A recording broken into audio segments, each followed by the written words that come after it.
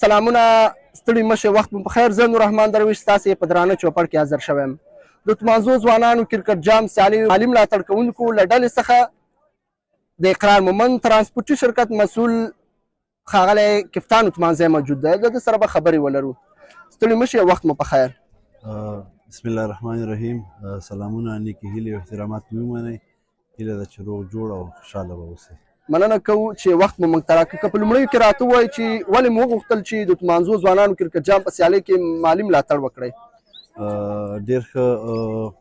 لکه څرنګه چې ټولو ته دا واضحه معلومه ده چې کرکټ د ځوانانو د مصروفیت لپاره یو ډېر بهترین سپورټ دی او موږ غوښتل چې ځوانان د نږدې وڅارو او نږدې نه یې سپورټ کړو.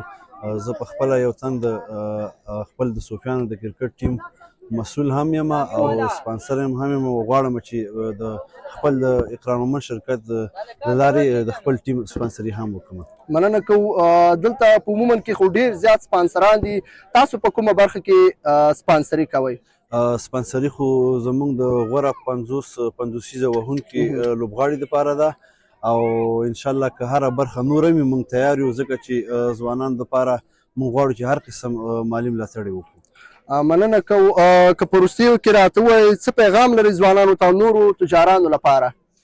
ځوانانو ته هم دا پیغام دی چې له نشهیي توکو څخه ځان لرې وساتي او خپل د سپورټ او د خپل صحت ډېر زیات خیال وساتي او د نورو ځوانانو نورو سپانسر کوونکو ته هم دا هیله ده چې په هر بخش کې ځوانان باید وروځي. ځوانانو لپاره باید د کرکټ په بخش کې ډېر خدمات وړاندې کړي چې تر څو کولی شي خپل سپورټ په اسانه او عادي طریقې سره مخ ته ووسي. مننه کوو کور مو ودان چې وخت مو موږ ته راکړ. مننه له تاسو څخه. مننه. خیر.